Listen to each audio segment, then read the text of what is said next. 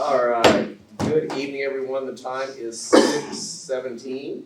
Hang on, just want to power down on Can you restate that? Okay.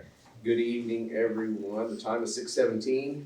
I'd like to call the special meeting of the Belton Independent School District Board of Trustees to order.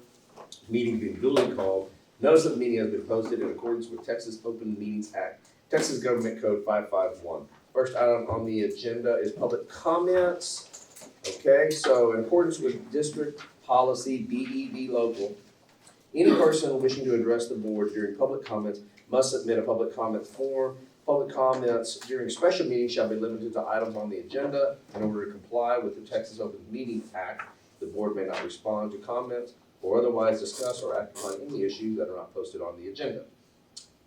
Each participant shall be limited to 3 minutes in accordance with the board's operating procedures. Speaking to the board members in a disrespectful or threatening tone is unprofessional and otherwise counterproductive cause. We have a timer on the screen that will show the allotted time, and the sound will occur at the conclusion. The first person to speak is Jeff Howard. Mr. Howard? Good evening. I assume this is a place of honor? Sure, right there. All right. This is a much more welcoming environment than the big auditorium over there. Jeff Howard, Belton. Good evening. I'd actually like to speak to two items 3 and 4 tonight. First of all, on behalf of myself and our entire group, I want to be the first to congratulate Suzanne McDonald on another term as a BISD trustee. It's well deserved and excited to have her on the board. It's been about a year since our group showed up. And at the time, we've seen all the board members handle a variety of situations. Suzanne has handled them all with grace and pure professionalism. She truly listens to her constituents, not just us, but especially the students and the parents at NewTech. They appreciate it. While she works as a team on the board, she still understands their priorities are with her constituents. And the votes according to the best interests and not necessarily the way the TASB would direct her to. Her independent thinking has really set her apart. She is also prudent with regard to finances, is realistic about the local economy. Being in tune with the people you serve is a gift, and some things that sometimes can get lost with a person when they hold an elected position. Suzanne has not lost touch with the community of Belton. Lastly, Suzanne understands the full responsibility of holding the position of a school board trustee. Better yet, she acknowledges that responsibility. She works hard, never gives up, and can provide a better educational environment for her constituents. For that, we say congratulations, keep up the good work, it's well appreciated. And on to item 4. Many of us are curious as to why the board's considering this change of the current policy of election of a school board president by automatically placing the vice president into that position. I hope they'll explain this during your deliberations. Questions are, what is wrong with the current policy? What's driving the change? The proposed policy change seems to be in conflict and contradicts the current policy, very first paragraph. And it seems to be at odds with the law and TASB guidance on policy and guidance on that issue. You know, I've sat on a lot of boards over the years, and I've never seen an automatic assumption of position by a vice president to the president if there's a permanent vacancy. It's always required procedure and a vote by those that are elected members of the board. So the proposed change seems to make that appointment permanent, the way it reads, but I look forward to hearing your discussion and explanation on it.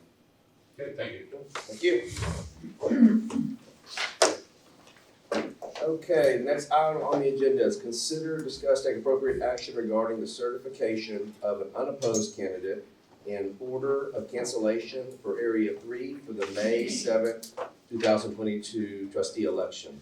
Matt? Mr. President, members of the board, I don't have my item that I am supposed to read right here. Connie, can I take a look at your screen? I already wrote something. Yes, I know. I appreciate you pointing that out. I apologize. I left that on my desk and I apologize. This item, state law allows entities without contested elections to avoid election costs by certifying the candidates as elected. The board set the trustee election for Saturday, May 7th, 2022, a special meeting on February 15th. The last day to file for a place on the ballot was the general election, for the general election was February 18th, and the deadline to file for a write-in candidate was February 22nd. We had no additional candidates for Area 3 during that time, so no additional candidates came forward. The certification is unopposed for Ms. McDonald representing Area 3, and we would like to make sure that we cancel the election for Area 3 in accordance with the fact that Suzanne had no opponents for that area. Okay.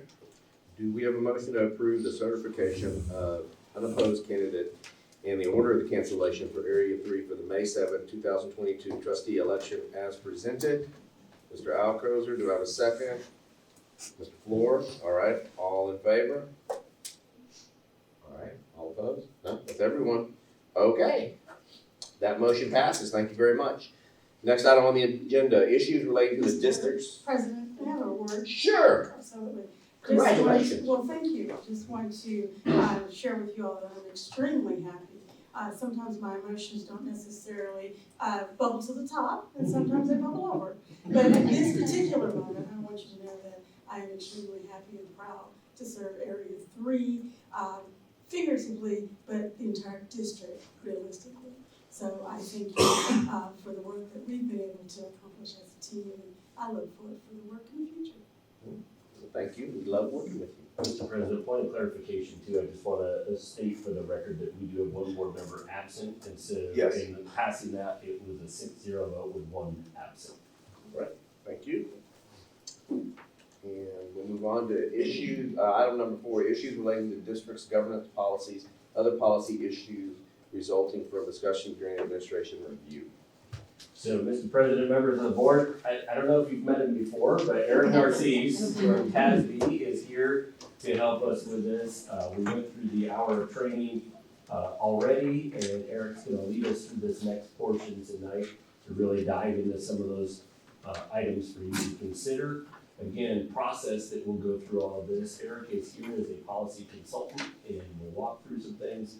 After Eric gets all of his information from us as a school district, including what we went over as administrators earlier today, what you'll go over tonight as board members with Eric, he will provide recommendations to us to consider from there. And those recommendations we will discuss in policy meetings over the next few months and make appropriate changes at the will of the board after that. So just know that this is the beginning of looking at some specific local policies that are unique to Belton ISD, and you will have a chance to weigh in on those in modifications. Eric, all yours. Thank you, Roger. So you should have a packet, and just to let you know, there are the policies where I was able to prepare advanced drafts based on questionnaire responses. And then there are gonna be a few that I pull up on policy online. That's why I'm kind of tethered over here too. Just wanna make sure I still able to project those. So this is the part of the meeting where I hear from you. You're not making decisions on any policies tonight. It's really to help me determine what do I need to do with the specific policies in the packet, and then potentially some that we pull up. So I'm gonna use that feedback to be able to prepare recommendations for you to consider, just like the meetings today with the administrative team. Tons of notes that I'm gonna need to translate into policy recommendations that will come back to you.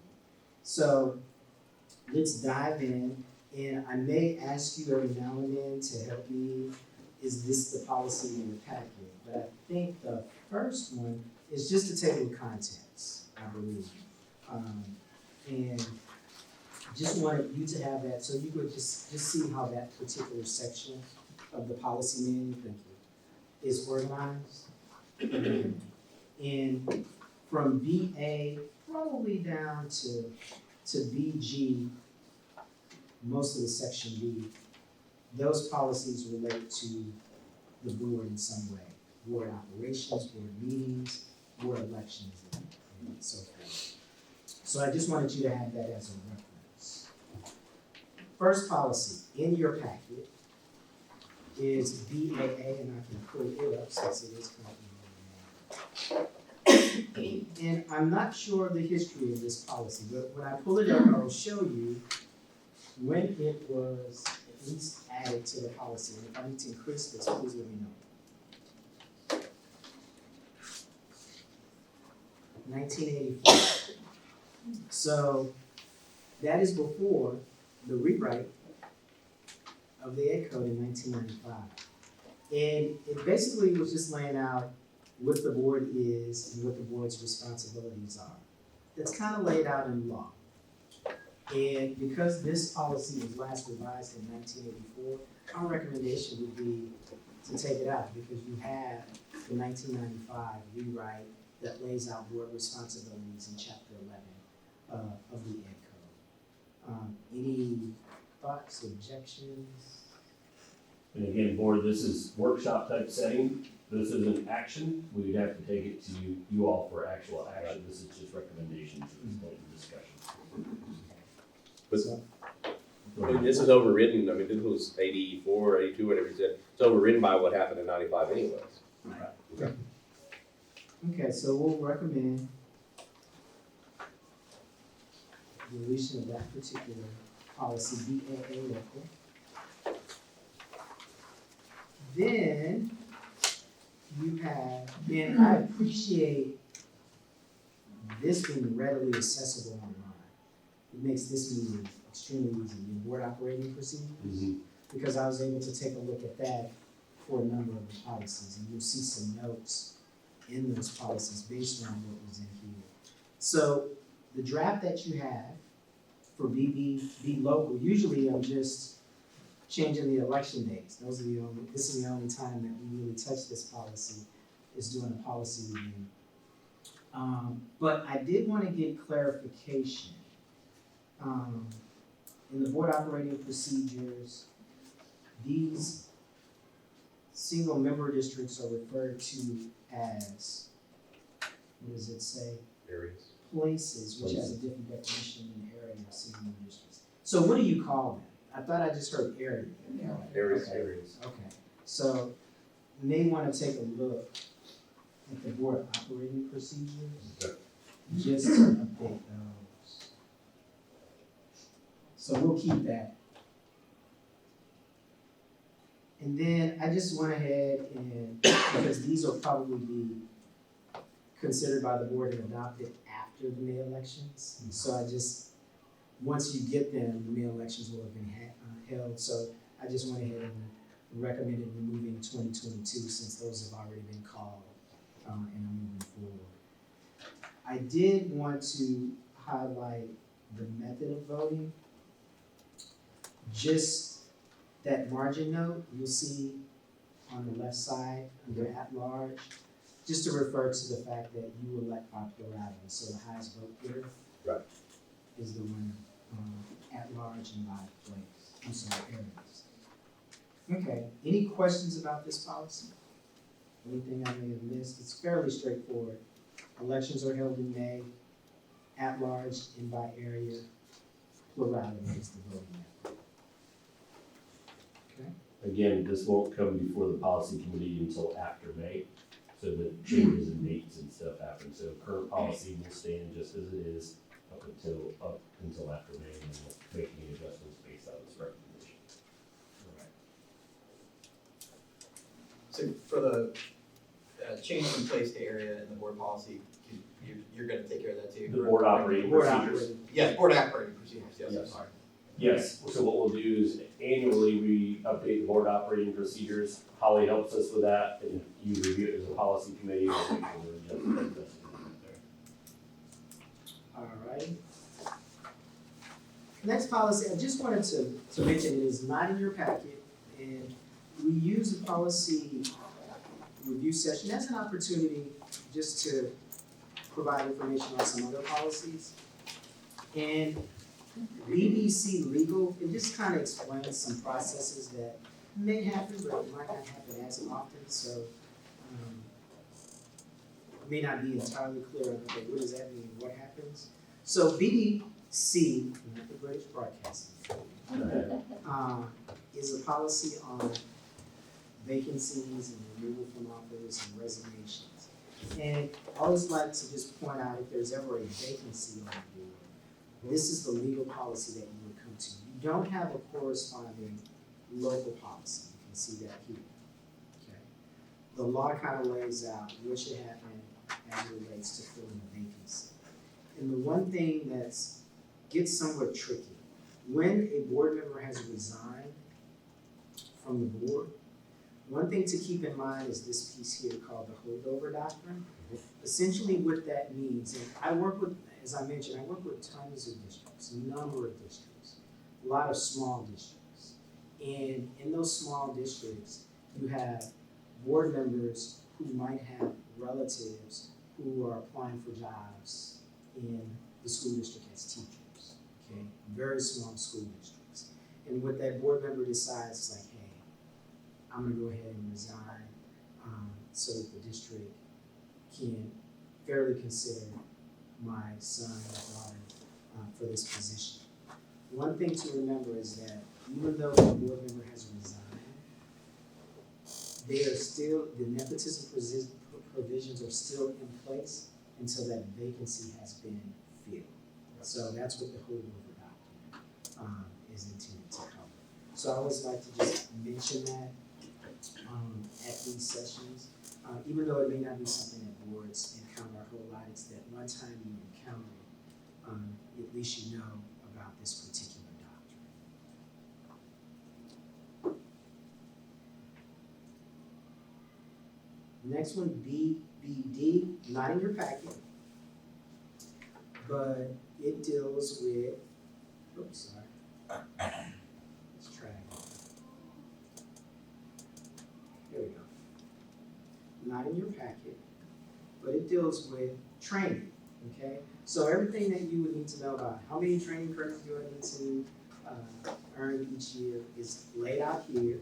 And as you know, we'll look at the local policy in a minute to talk about the announcement of training credits. But I always like to point out, because I get asked, and sometimes it's just a question that's floating, why do we have to have 2 meetings? Why couldn't we have just had 1 meeting? And we've gotten credit for that. According to, I'm going to enlarge this, the Administrative Code, no continuing education shall take place during a board meeting unless the meeting is called expressly for delivery of board member continuing education. What was happening long before you joined the board, long before I even began to work at TASB, some boards were getting credit for just attending their meetings. They would have long meetings. So they would take care of their training credit probably in a month. So the commissioner, the state board, I think the state board of education, got wind of that, and this law was passed, or administrative rule was approved. It's not a law. So that's why we take the precaution of having that training meeting. That's why it was separate. And now you don't get credit for this part because we're talking about policies that deal specifically with Belton ISD.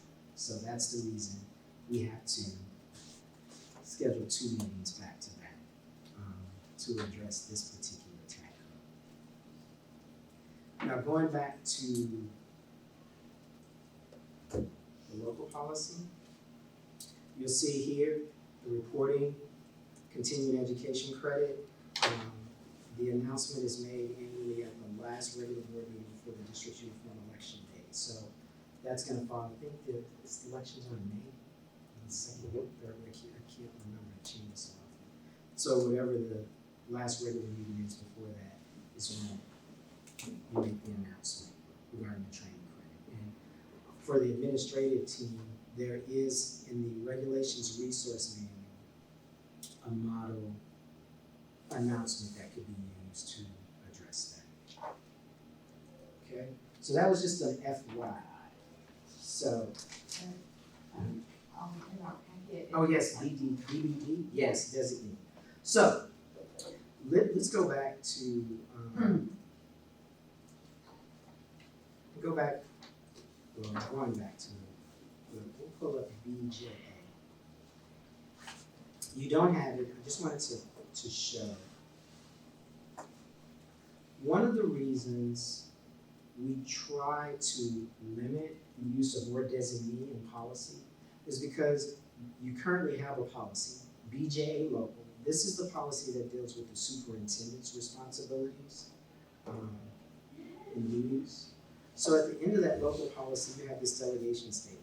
The superintendent can delegate responsibilities to other employees, remain accountable for them, and delegate if the accountability still is there,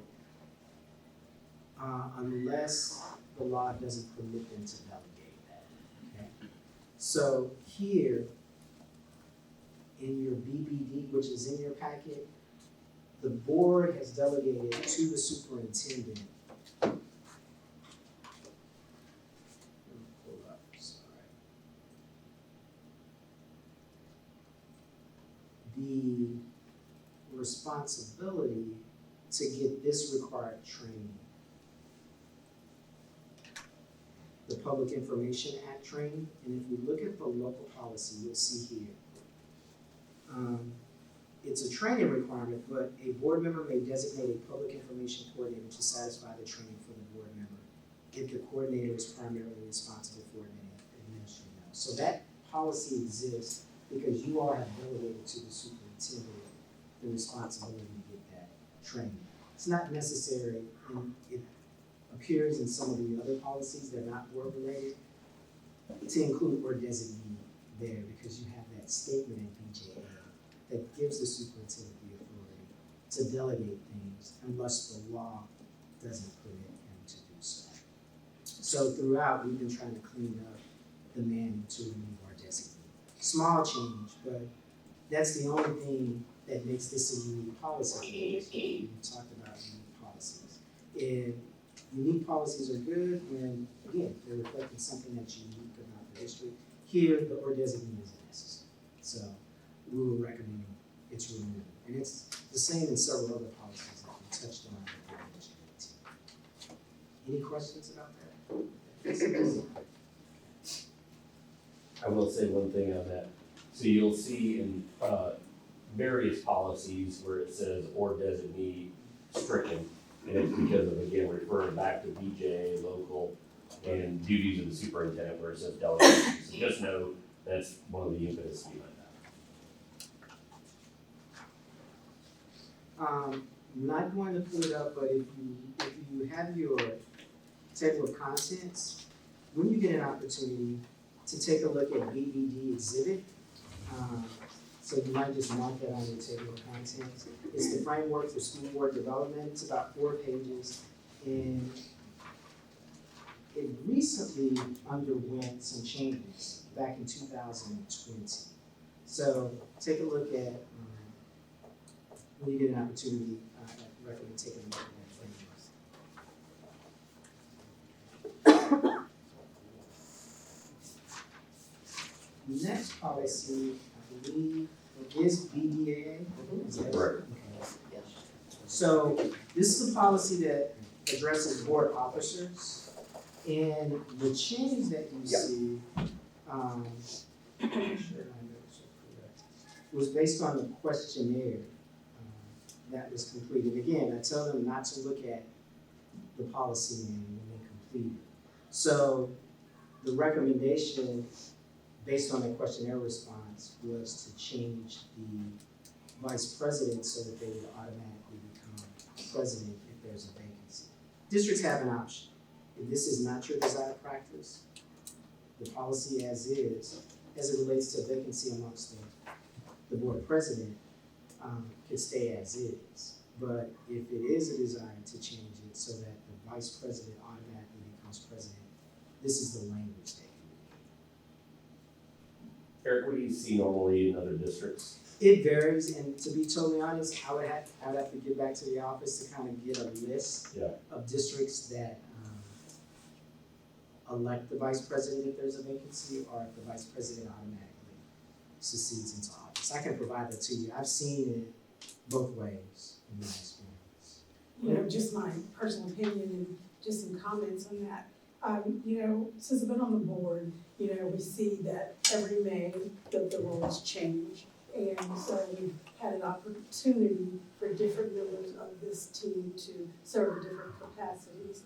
And I don't know about the automatically becoming president, if that should be something that should be in our current language. I think that we should maintain the opportunity for board members to be recommended to be elected in those particular roles. If the president is no longer the president, we need a new vice president. Just And can I explain, because I think I hear what you're saying. So the idea with this is, right now, who is president? Who is vice president? Ty.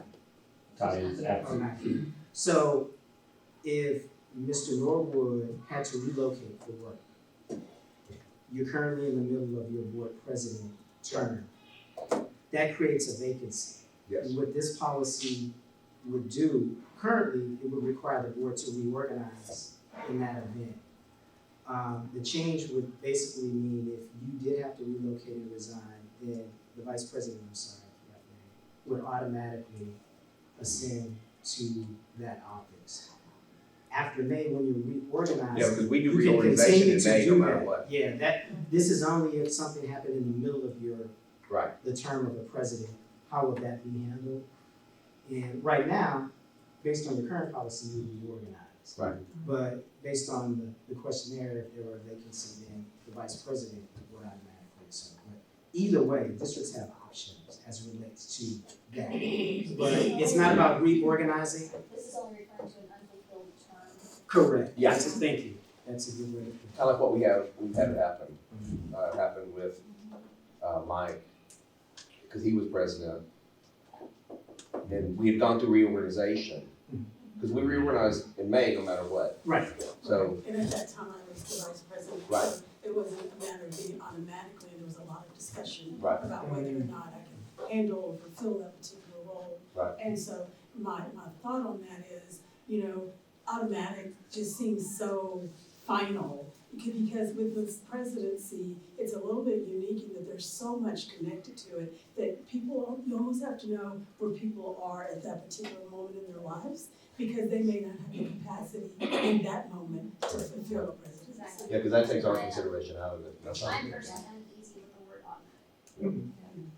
Under any circumstances. Where did it, and I'm just asking, where did the change come from? It's Or is it based just- on the questionnaire, Okay, yeah, and So, I just produced. based on the questionnaire, we didn't do it right.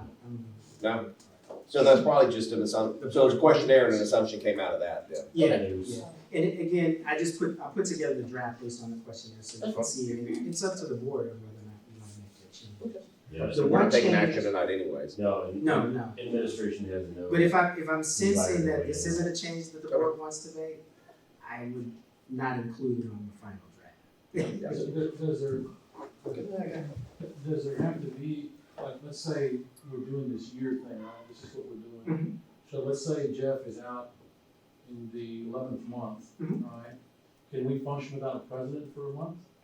I mean, technically, the vice president would be acting in the capacity, if you look at that section, they would probably be acting in the capacity of the Right. president in their absence. They may not have the name Right. president, but they would And be acting in and his that's our, capacity. that's our current policy, right? Yes, like if I just miss a meeting, Mhm. not, He- I'm absent. Right. Ty steps in as the presiding officer for that meeting. Mhm. So, So this one would not be, now, what if Jeff would, I mean, if you were president for a month, okay, then you had 11 months remaining.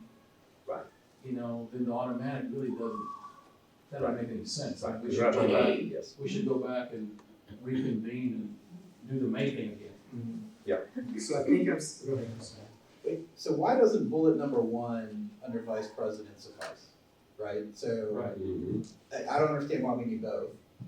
But then also in the board operating procedures, we are not necessarily locked into a 1-year term. It's a 1-year term or until a successor is elected. And so we could technically, we've given ourselves the ability to reorganize at any time. Yeah. So like between bullet number 1 here and then we have the board operating procedures, I don't even think we need bullet number 2. No, I agree. To take out entirely, become That's what president you on said. the. Right. Okay.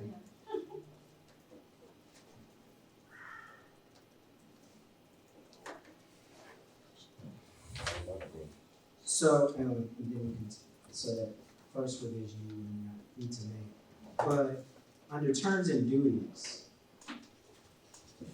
when I was reviewing your board operating plans, it says board officers shall serve for a term of 1 year or until a successor is elected. Officers may succeed themselves in office, but you had limits in the board operating. Yes, Okay, 3 years for a president. okay. And instead of repeating it verbatim, because I don't know if the board operating procedures change, you wouldn't want to come back and have to change the policy. I just reference the board operating procedures. That's what that change under terms and duties would address. Because it isn't they may succeed themselves. You can succeed yourself based on the limitations that are in the board operating procedures. Okay. Any thoughts on that? Is that okay? I think that's smart, that way you're not changing policy all the Right. time. If anything changes, it would be the board operating procedure. Which is board approved in your Right. Okay. So it looks like the only change would be adding that and removing number 2 under vice president. Okay.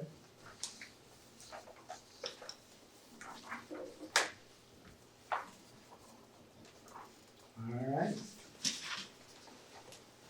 Let's see. Eric, just for the record, I want to clarify that when I read that provision, it doesn't say that all of the word automatic is in there. I don't think the intent was to eviscerate our board operating procedures. That was just to facilitate a change in the event that, for example, the president left in the middle of the term. Right, and I don't even think, when I was looking at selection of board officers, I don't even think you all had, like, the duties. I think you just, the policy is the driving force on duties of the Right, president, so vice president. Yeah. It seems to me that the only intent behind that was to just clarify that and make it Yeah. simple. We, No other reason for that. right, we have 2 versions of this actually 4 versions, base versions of this policy. One that hinges on those districts that elect every year, so the board officers are 1-year terms, and those that have biennial elections, so their officers have 2-year terms. So that's 2 of the versions. And then the other is one version where the board vice president would automatically become president if there's a vacancy, and then the version that you have where it would require an election to become board president. So no, it was just intended to try to reflect the practice based on the question. Okay, any other questions about BDAA? Okay. Next, I believe, let's talk about BDB, Boyd David Board. I'll just pull up your current policy. And was looking at the board operating procedures. So, first thing, under committee of the whole, y'all still operate with the committee of the whole? Is that still comes into play? Okay. Eric, would you explain that to everybody in the room so that we're all on the same page on it? On BDB? Yep. My It is understanding committee of, of the whole. this is a workshop, but when you have your regular meetings, my understanding, and this is district unique text, so this was added by the district. My understanding is that you have committees, Mhm. and they will operate, review issues, make recommendations, and then they may bring those recommendations back to the board during your either a special meeting or a regular meeting where there's gonna be action. It's a lot similar to what happens in the House of Representatives. The difference is the House uses a committee of the whole because there's some looser rules they could use when they're deliberating legislation as opposed to the more formalized meeting. So that was my understanding, and I kept it in there, and referred to your board operating procedures again. And then provided a reference to BE local, because essentially it's a board meeting. It's called a committee of the whole, but it's a board meeting. So it talks about the committee of the whole may be called by the president of the board when in his or her opinion it is desirable or when requested by 2 members of the board. Your BE local, and we're about to look at that, has a provision that indicates how many board members does it take to call a meeting, or the president can call a meeting. We're gonna see that. I thought it would be better just to link to that so that there's not a disconnect. Because usually, we're not looking for how many board members it takes to call a meeting in BDB, because it's the policy on committees. We'll be looking for that in BE. So I thought tying it to BE might be a little bit more efficient and cleaner. So if you make a change to that, you don't have to remember, oh, we have something at BDB that we also need to change. Did that make sense? So it's just cross-referencing, and I'm gonna point to it in a second. The provision in BE where it lists who can call a special meeting or a regular meeting. Or really a special meeting, because regular meetings are set. Yeah, right. I think when I look at this, I think whatever clarity we can have, so if committee of the whole is confusing terms for us, then we might look to you for guidance in that. Mhm. The way that I understand interim superintendent set up committees that we continued with is that the special committees are advisory and advisory in nature only, and that action, that's right, and that action can be taken only by the board as a whole.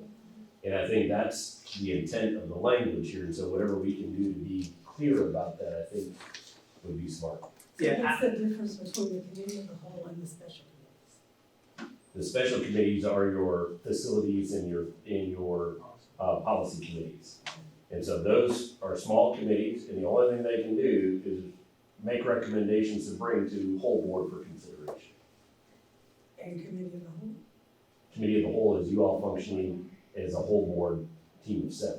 And that's the part, so my gut tells me that this is old language from somewhere, and that we need to clean up some language to be clear about something. and I just retained it because it seemed to be present in the board operating procedures, and it's one of those unique pieces. I'll be honest, I don't see this in other districts' policies. Yeah. It seems to me like it should come out. I think it'd be smart to pull that out and clean it up whatever way we could to be really clear about intent of the special committees that we have and make sure that it's Because I'm not. not committed as a whole, but the first of committees as a whole here. Okay, so like, just general consensus, maybe, when I prepare this recommendation, I can strike that whole section, is that what I'm At least committee as a whole. because Yes, it's yes. misleading. kind of doing? Okay. Just Um, confusing. let's see. That is a perfect example of why we bring in a policy consultant to have discussions before we bring it to policy committee and bring it to y'all, because this is making sure we're all on the same It's a unique policy. Yes, it is, very. Who knows how long it's been? And I kept the uniqueness, yeah, I kept the uniqueness. Then there's just some cleanup at ex officio members, just some policy style things. Transacting business. No individual or group, and I'm looking at the stricken text, no individual or group composed of less than a quorum of the board meeting in a regular or special meeting shall perform any of the board's functions.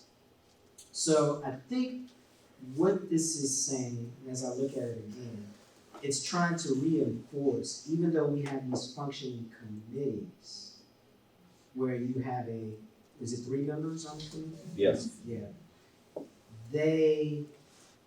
They're making recommendations. I think I'm understanding that as we have this conversation, they're not taking final action. No, they can't, because. Right.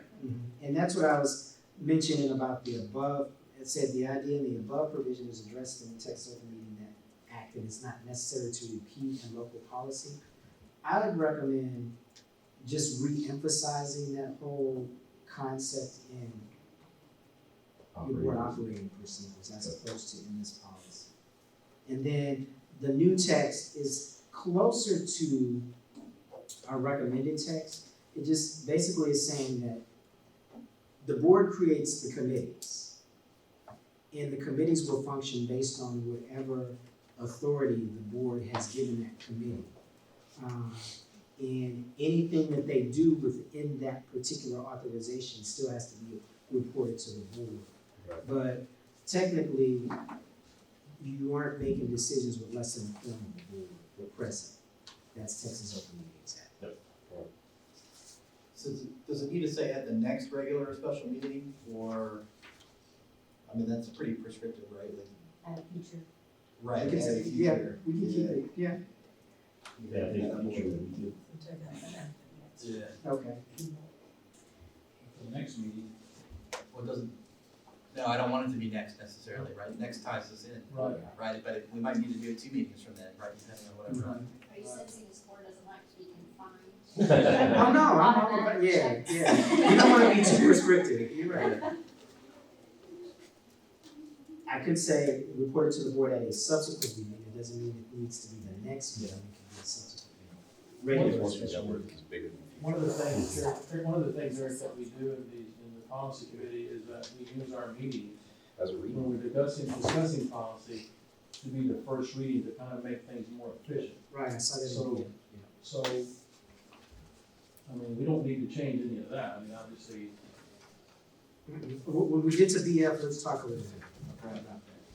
well, and the reason I BF is mention- your policy on policy. Right, because you talk about ex officio members, and the intent was, whenever we did the board operating procedures, was that the president could attend a meeting if he or she wanted to attend. Even though there would be 4 of us there. So do we need You to? post those meetings though, right? Of course. Yeah. Okay, You post them. okay, all right. That answers my question. And that is unique text there, let me make sure I'm looking at my notes. Yes, because most districts, I think, under the ex officio members, it's usually just the superintendent is an ex officio member, not the board. But here, this is unique text as well, which we'll retain. But it's like policy style change to address board president instead of president of the board. Any other questions about BBB? So it looks like the change, take out committee of the whole and adjust the text at the bottom so that it doesn't necessarily have to be at the next regular or special meeting of a subsequent.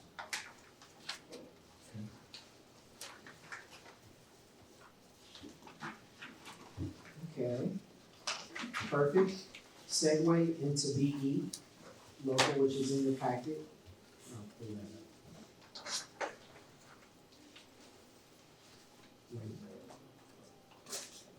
Your current policy. So it looks like meetings are held the third Monday of each month, 6:15. Yep. Okay. So, question for you on that, because it's something to weigh in on as we, move forward. Right now, the way we have it scheduled is that if needed, we hold workshops at 5 o'clock and then regular board meeting at 6:15. But say, for example, the month of March, we don't have a need for a workshop. Do we have to put anything in local policy if we wanted to start the meeting at 5 PM then instead of 6:15? So that gives our board members in our administration the ability to hold the meeting at 5 and potentially get home earlier. But that is something that has been brought up to me various times, and I thought we'd throw that out there and get some guidance. You have language that permits that already. That's Determine necessary convenience. Okay. The board president has the authority to change, so you can have those conversations with the board president.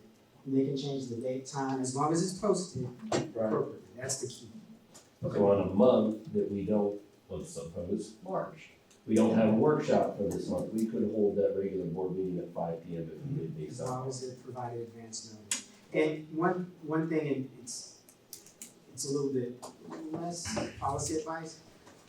You have the posting requirement of 72 hours. You might, if you planning to change the time and you know further in advance, you might give more advance notice than you might have given for a regular meeting, just to let the public know, because they're attuned to 6:15. Right. We're gonna be here, so you're gonna change it.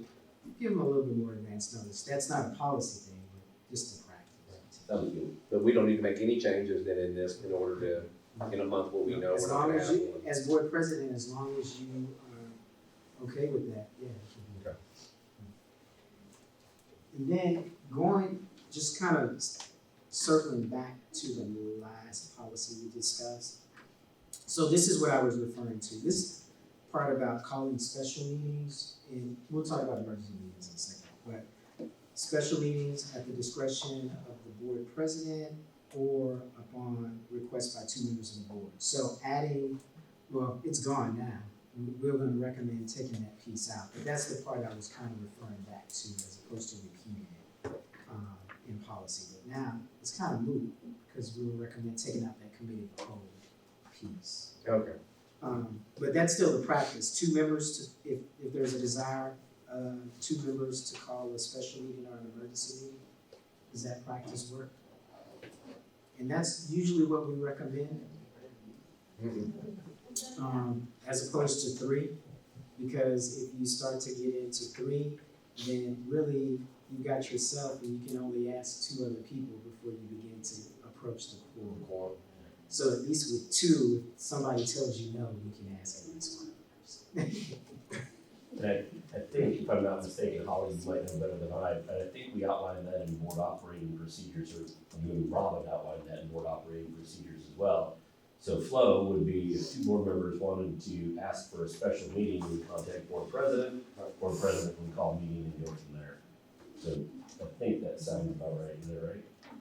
But this would also give, by the way this reads, if for some reason, not in an adversarial way, but if the board president was incapacitated in some way, They 2 should board still- members could still call a special board meeting. Yeah. Yeah, and that gives them the flexibility to be able to do that in an emergency situation. Well, I know emergency down here, but yeah, no, that's emergency also. Okay. Yeah, and that emergency is for an emergency meeting, which is a lot different than a special meeting, which only requires 2-hour notice. We've had. Oh, you had to have those. Yeah. So y'all are experts. This A first couple person years. that talked to you that said, yeah, we've done this before, we're experts on that. So regarding agendas and the change that you see on the agenda deadline, again, based on the questionnaire, was to change it from the 4th calendar day to the 3rd. So I just need to get some feedback. Do we need to keep it to the 4th, or does that need to change to the 3rd? Where am I looking? Agenda Under deadline. agenda deadline, it's a very small change. So essentially with that change, because you usually meet on the 3rd Monday, or you meet on a Monday, Mhm. the change would mean that agenda items would be due on that Friday before the Monday meeting. Right now, they're due Thursday. Any thoughts? It's really administration, Doesn't matter because they to have to me. gather Yeah, that's all y'all. the information.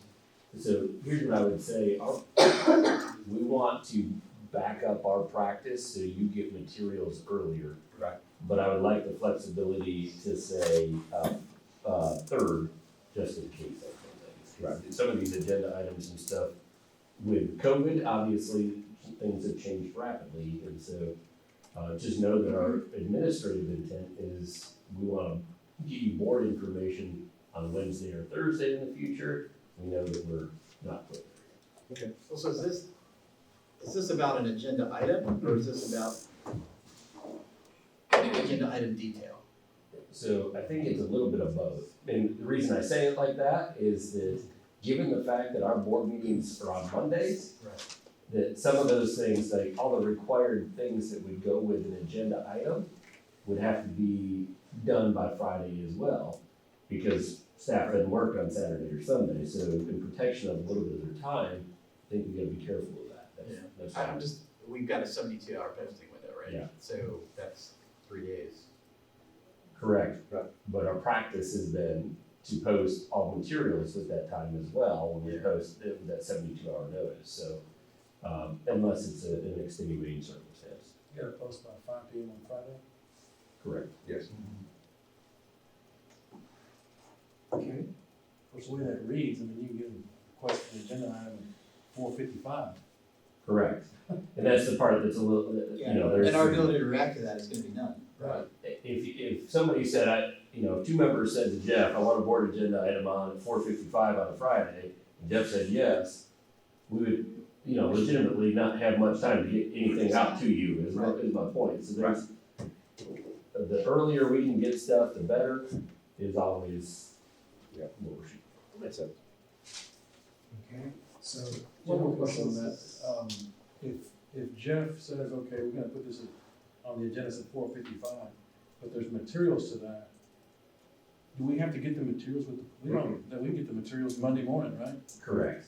And here's what I would say though, practice, from what I understand in this district, has been to post what we can, and give you that at that time. And I want to be clear in our communication between our team of 8, what's expected on some of those things.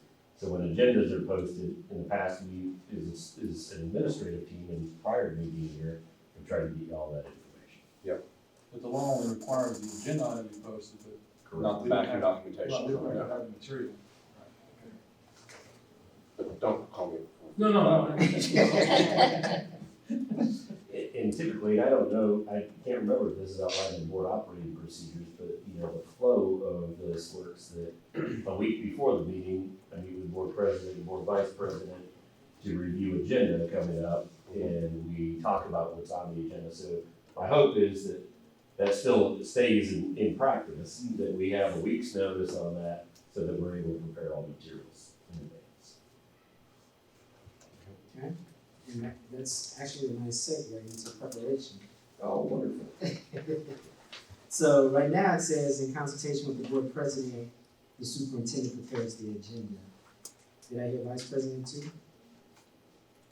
Our current practice is in consultation with the board president and vice president, but I think that's just been practice since I think Ms. McDonald was board president. Yes. I don't believe it existed And we before that. invite other board members to join once a month.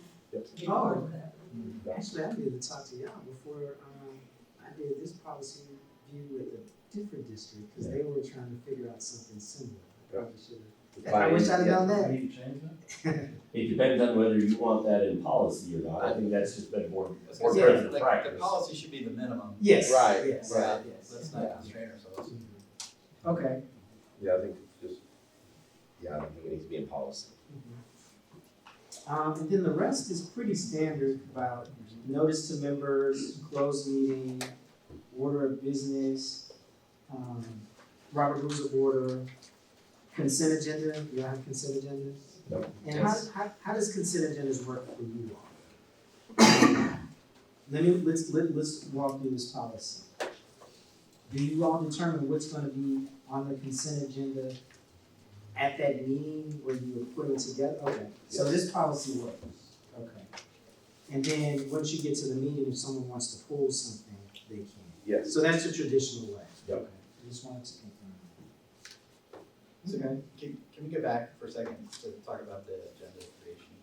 Right, so, when I said, like, we shouldn't change the policy, because policy is the minimum, right? But if we want to have the practice, or encourage the practice going forward of including the vice president and potentially, a rotational person, right? That's something we could put in the board operating procedure. Absolutely. Right. So, just to throw that out there, you were giving me a funny look, so. Well, I mean, I was thinking about what Eric said, this is how we do it. Well, this all came about because we had a board president that had been here a couple of decades. And the board president and the superintendent were the only ones really, putting together that agenda. And so when I came online as president, I thought, well, let's pull Jeff along as vice president. And then it just became, let's invite another board member at least once a month. That way, everyone would have the opportunity to see what was being talked about Right. before we got to, so Chris, who has a million questions, give him. I don't know what you're talking about. Put his questions together prior to. So it's just been a great learning opportunity, since we've been able to do it that way. So it doesn't have to be part of policy, not necessarily, but it's just been a win-win. But I think it's capturing for the it, board. capturing it in the board operating procedure. Like, in my mind, when I look at the board operating procedure, that captures like the spirit in which we want to carry ourselves, right? And yes, okay, we have to vote on it, but it's not the policy, right? I mean, it's kind of the spirit As in long which. as it's not in conflict. Right, as long as it's not in conflict, but it's the spirit in which we want to go forward. And so I think that is our spirit, is to be a little bit more inclusive in that. And so putting it there maybe makes sense. And for future board members. Right. Right. Right. And the bond is much easier to deal with, like I said, that's, below Exactly. policy level, so. Right. Future boards decide they wanna change something, it's not very hard to go into Bob and just say, yeah, we're gonna do this. We use the term procedures for board operating procedures, and they're kind of like when you think about the regulations. You got the policy that gives you the framework, and the regulation kind of, as long as they're operating within that framework, is okay. I don't see a conflict. Would it be nice to have a policy? You could, but you got board operating procedures. I think you can lay it out in the board operating procedures as well. They both are voted on by the board. One thing I wanna clarify, Eric, in this too, is going back to consent agenda. Mhm. So again, just to be clear, we get to a board meeting and a board member has a question about a consent agenda item. We all have, every board member has the ability to pull that consent agenda item. So as board president says, do I have a motion to approve the consent agenda? You could have one board member say, I motion to approve the consent agenda minus item F or something like that. And then we discuss item F in more detail at that time. Is that correct? Yeah, here, let's pull it up. And I just wanna be clear on that, so that everybody knows the guidance of it, because I think that there's nothing wrong with that in my mind. If it's something you're approving, and you got a question about it, I'd rather talk about it. Right, And I just wanna make sure y'all know how that could work. so essentially, everything in the consent agenda, one motion, one vote, one motion and a second vote. And then if someone has a question, usually they pull it before the motion is made on the items, with the exception of item Yeah. 4C or something, then you vote on it, and you'll go back and address it. We do. Yeah, so this is consistent. Some districts do it slightly different, so that's why. At the review. Okay. Great. So it looks like, really the only change is to the deadline.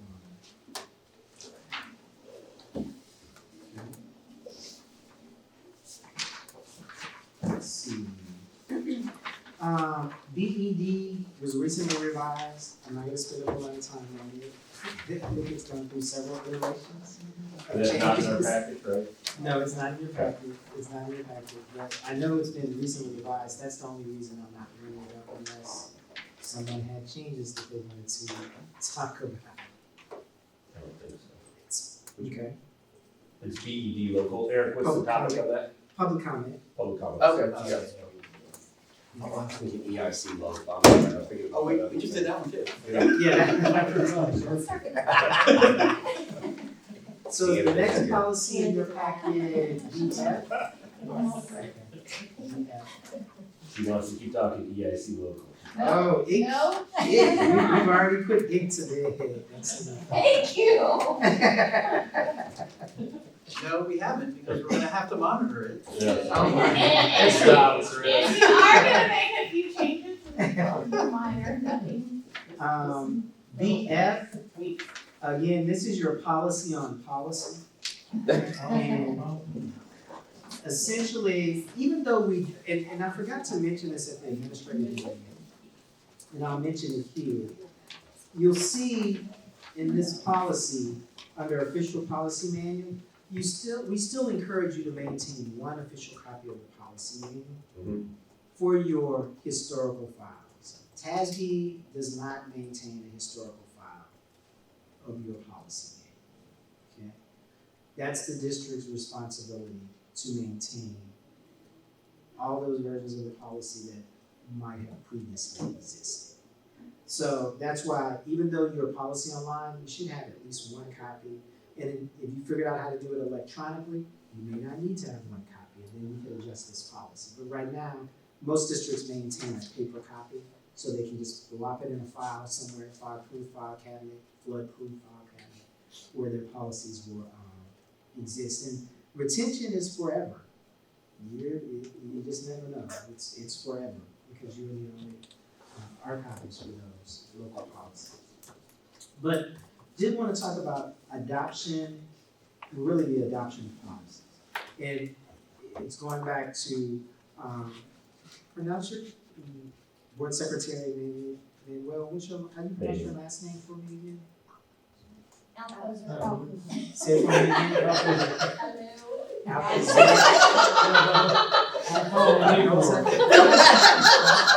We lost Manuel for a minute there. Oh, I'm sorry. Eric, he's a lawyer by trade, so when you put policy in front of him. Oh, this is agree. And And I was only mentioning because you talked about how it's first reading, so that's what I wanted to talk about a little bit. So, First reading, well, how many, for your policies officially, at a board meeting, it's really a single reading process, at the board meeting. But you're saying that the board committee, the policy committee meeting can function as a first reading if we're reviewing a policy, for example. okay, And then make the Make recommendation a recommendation, to the entire board for consideration. which would be the second reading, okay, I Second see reading. what you're saying, okay, which is typically put on the consent agenda. okay, okay. Because prior to the policy committee, both readings had to take place. Two It had to come to a Two different meeting, go through it, and then come back to the next meeting and go through it again. That was long. Okay, so usually it'll either be a first meeting at the board policy committee meeting, or it could potentially be a first reading at a board meeting. Correct. It Okay. could, Okay, but right now the practice has been the policy committee served as that first reading for. first reading. Okay, Correct. okay.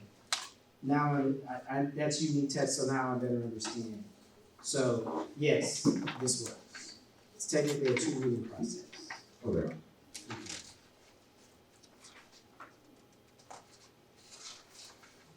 And if I looked at the notes that I just made, I wouldn't have to remind myself. It appears that a reading at board committee meeting counts as first reading. There we go. So we'll keep as is. I just wanted to make sure I was understanding it correctly. I think I already touched on this a little bit. Oh, no? Yes, I did. The BJA, I already mentioned that, just to point out the whole piece about delegation. So I did that earlier.